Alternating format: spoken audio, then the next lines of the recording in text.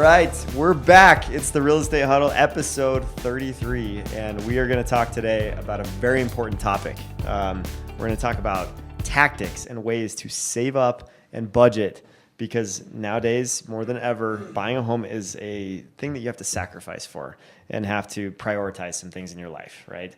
And so, why is that? Why is it different today? Why do we have to sacrifice and prioritize to be able to get into a home? The home prices are much more than they ever used to be, and it's a much more competitive market. And the other thing is lifestyle and the entertainment is very expensive. So you're paying more to do the same things that you used to. So if inflation, if there's a statistic that screams more than any statistic I've ever read, it would be this one. And it's a year and a half ago. Okay. So within the past 18 months, the average grocery bill is $11,000 more than what it was 18 months ago per year. yeah, it's up like 25%. 11,000. So people are spending $11,000 more on groceries than they were 18 months ago. Yep. holy cow. That's insane. So when we're talking about inflation, I don't care who you listen to politically, left or right, inflation is out of control. Yeah. And so money is a lot harder to save. It's a lot harder to make, and it sucks to spend it right now. And so we've learned saving that the only way to curb inflation is to raise interest rates, right? And the lending rates. And so that's happened over and over and over again. Fastest hike in history, right? In 2022. So we're to the point now where interest rates are higher, mortgage payments are higher, and it's a little more challenging to make that happen. A lot more painful. cash on hand is not as common as it was. Yep. And so saving up for a down payment it's not going to be as easy as it was either. And so some of these tactics are going to be super valuable for especially first-time home buyers, and not just first-time home buyers, anybody who's looking to buy a house right now, obviously, because everybody's suffering, but first-time home buyers especially, hopefully pay attention to this episode. But Yeah, the key thing that I've always learned when I'm a disciple of the Dave Ramsey philosophy, because I went through some really challenging times when I had a job loss and a baby and 2 houses in a underwater situation. That was really painful. And by going through and budgeting, I was able to look at things and go, okay, so when you pay attention to where the money's going, then you can start understanding where you can save. And that's like, the engineer in me will grab the spreadsheet of download your CSV from your credit card and go through and start categorizing everything. And next thing you know, you remember that subscription you signed up for 30 days to use that app that one time? Yeah. And you put in all your credit card information and then you never use it again? Well, you've been paying $25 a month for that for a year now. And that's So huge. true. Everybody's experienced that in one form or another, right? So you get people that have 7 or 8 subscriptions that they don't know about. Yeah. And that's just $20. it's one of the biggest regrets of my life is finding one of the subscriptions. I'm like, gosh dang it, I've wasted $500 on this stupid app that I've never used Cool fact. once. Cool fact. Apple did us a solid. All you have to do is search subscription in your iPhone, and all of your subscriptions come up. As long as your Right, card there is you go. connected to your Apple Pay. Yeah. Okay. So you can actually can do cancel them right there. It's so simple, which is like really helpful. Where before they were just hidden. You didn't know where that money was coming out of unless you were looking at statements all the time. So Now my mistake is I don't hook up all my cards to Apple Pay. I only have one on there. And so I'm like, ooh, I've been paying a lot of money on something I haven't used before. So yeah, what was that supplement again? That you, yeah. it's made you huge though. Your Yeah. muscles look good. Yeah, it's working, obviously. So what do you think are some of the biggest expenses that are reoccurring that a lot of people spend their money on that they don't realize how much it adds up to at the end of the year? Softwares, I think, too, like business-wise. Oh, Yep. yeah. The shiny new object, that's coming out. The people to make you feel better, right? And you'll spend Retail money on brokers. what makes you feel better, Yeah. what makes you look good sometimes, So beauty products for some people, I think, I don't know, I think like coffee, energy drinks, like stuff like that makes you feel a little juiced, alcohol, there's all kinds of things. Of course we have the marijuana stuff in Colorado that's spread throughout the whole country now, but like there's a lot of that, right? That's kind of feel good stuff that people spend a lot of money on that accumulates over time. Here's another one, and maybe this isn't the answer you're looking for, but as far as recurring payments, car payments are huge. Yeah. So huge. everybody is wanting a new car right now, and buying a new car right now is no, I'm not going to say that. I just don't think it's a very good idea. But it's, well, What was the average? The average is around $700 a month. $726 per month is the average car payment. That's ridiculous. Oh yeah. You're almost spending $1,000, and whether you can afford that or not, that's whatever. I don't care. But I guess for me, I'm not much of a brand new car kind of guy. I take what gets me from A to B, and at the lowest payment. But that is one that is outrageous right now.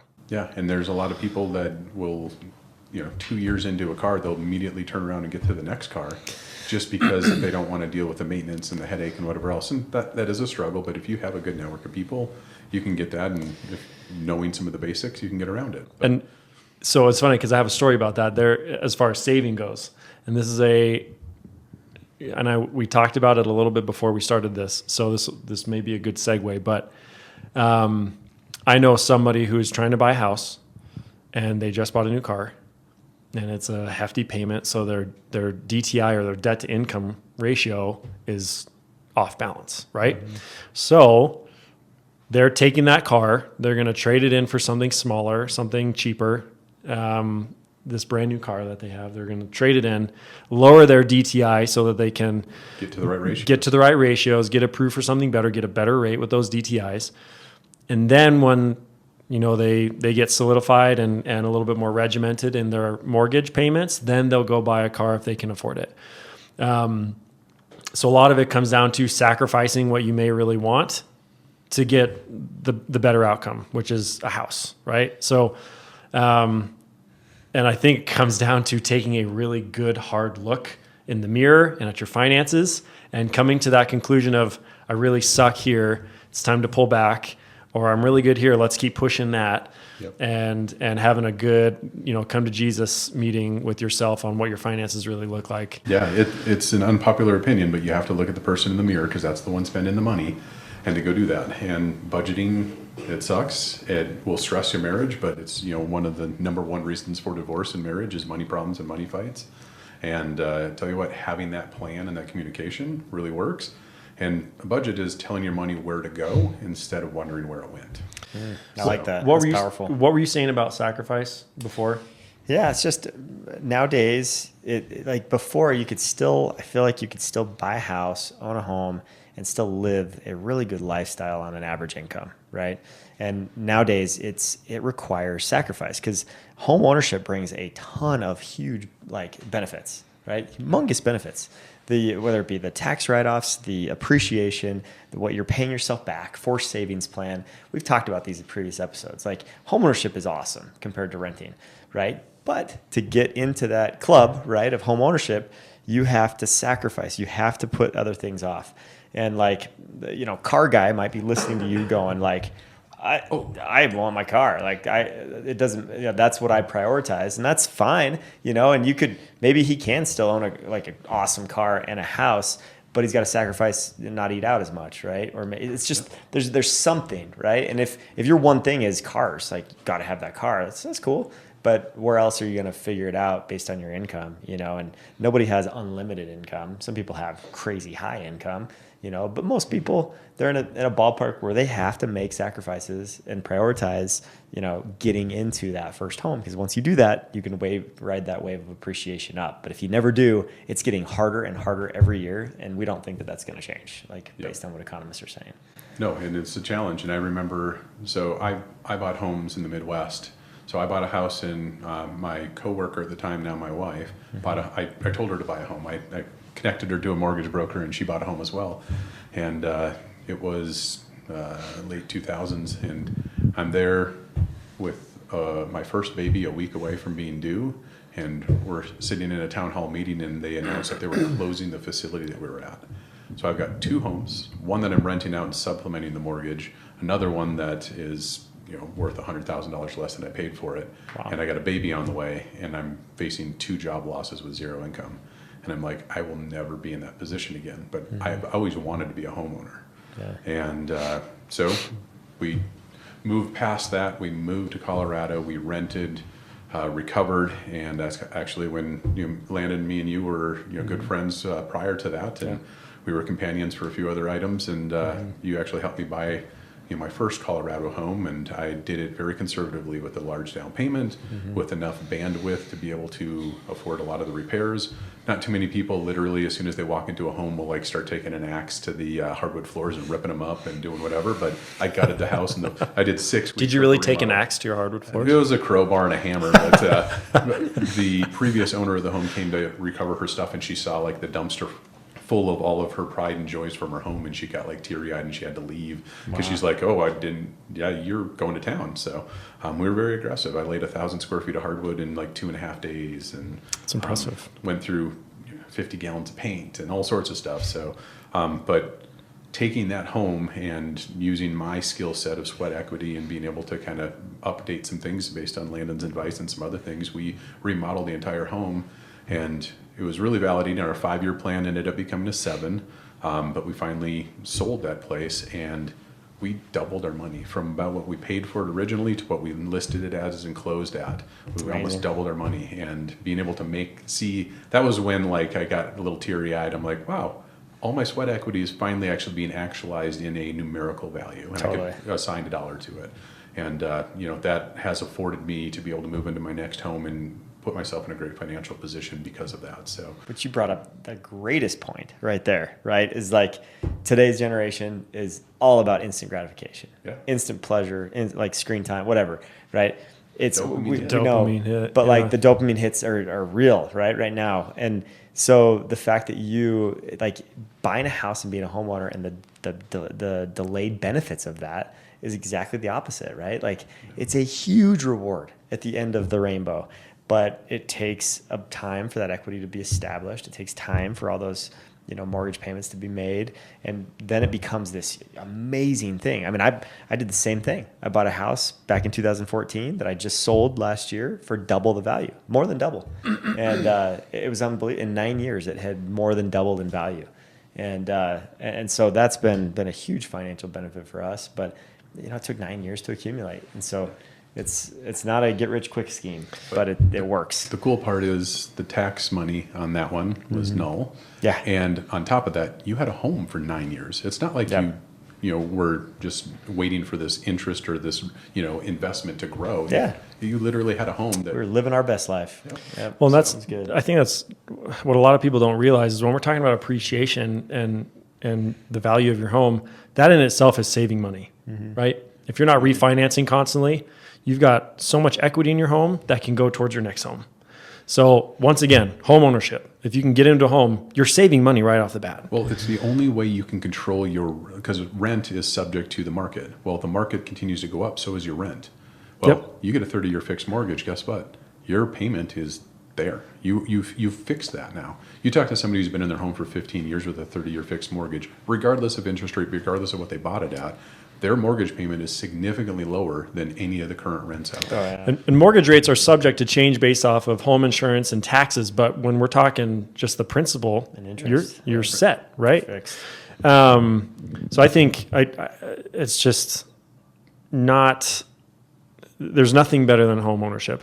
Now, if you don't own a home, there's some other things that we can do, and I think one of them is automate your savings.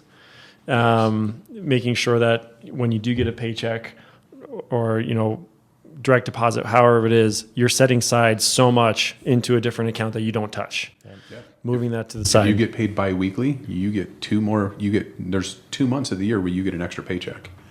That's gravy on the top, right? You can easily allocate that into savings. Yeah. So little tips like that to be able to go through and do that.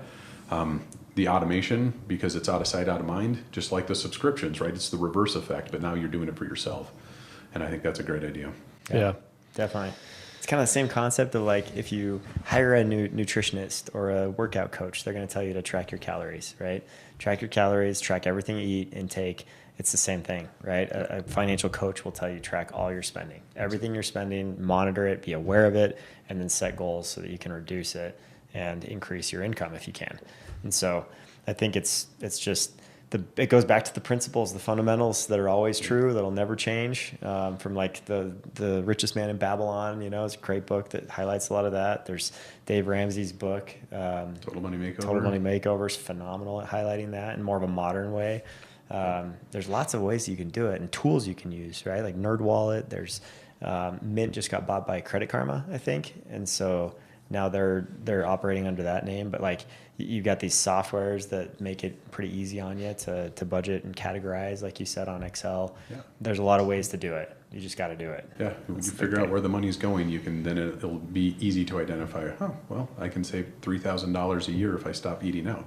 Yeah, buying that $15 Chipotle burrito every day adds up pretty quickly. Totally. So, you know what? Chipotle's lost its quality. So let's be real. You shouldn't even be eating at Chipotle anyway. We should go okay? Double time, baby. Right, okay. Free guac, free queso. Yes. Yeah.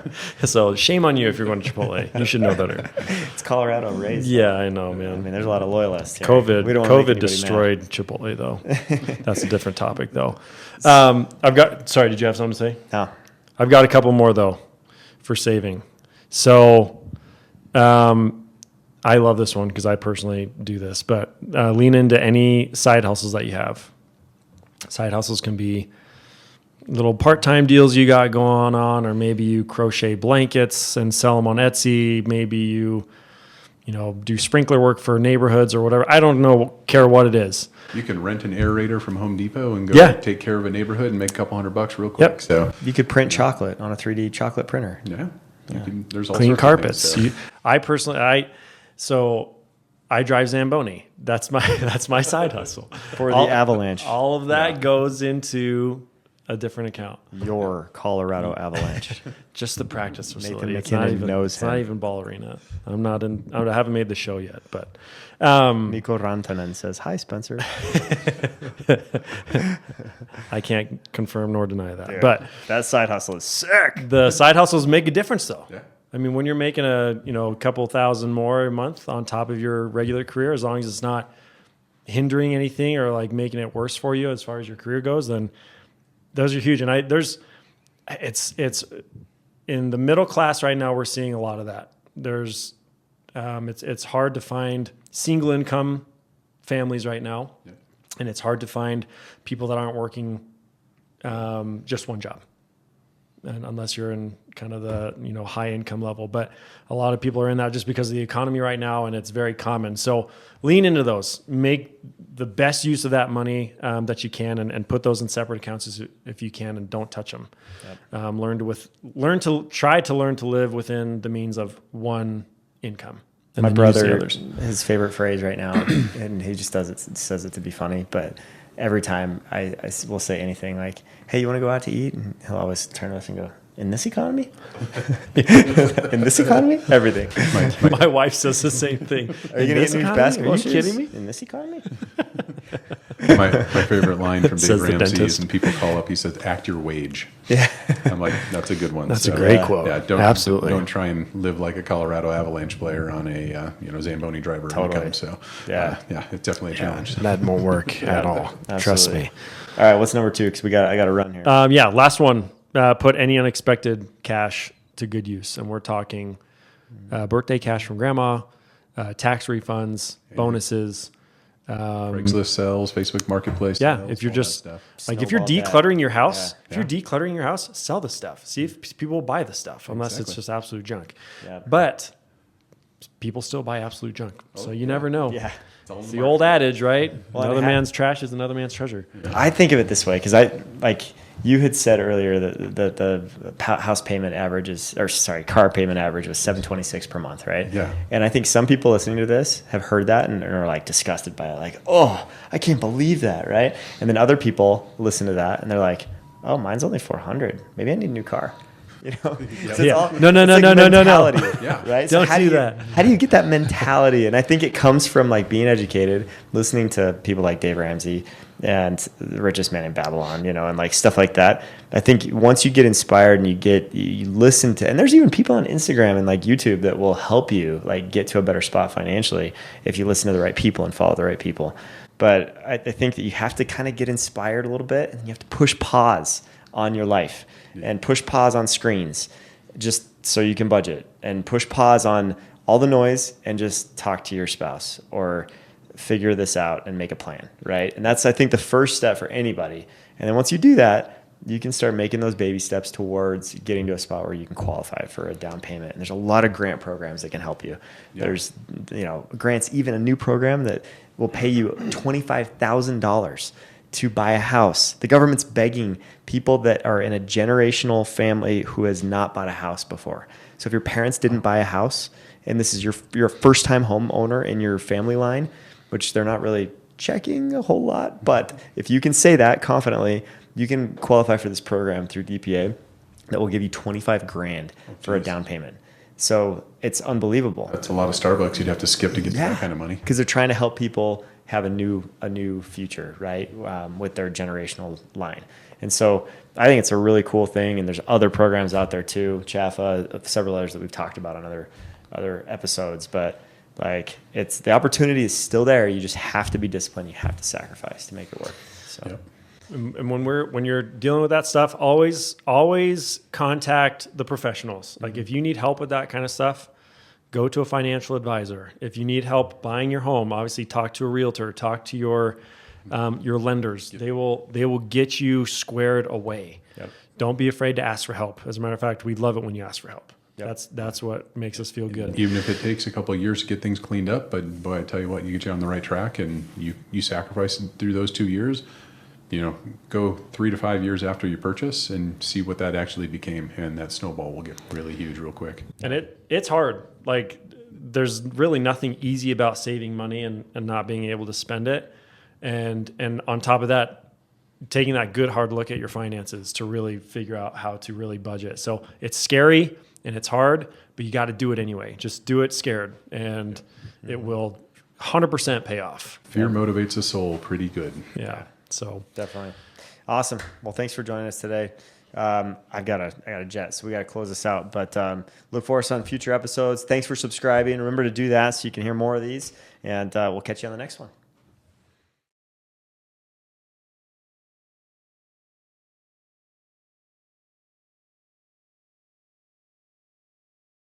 So if you have enjoyed what you're listening to and you'd like to hear more, make sure to press that subscribe button so that you can not miss out on any more episodes that are coming up. And also check out all of our contact information is below. You can see us at the dreamsmithteam.com to look up more information about our team and our history and all of the members of our team, and see contact information that you can reach us if you have any real estate needs.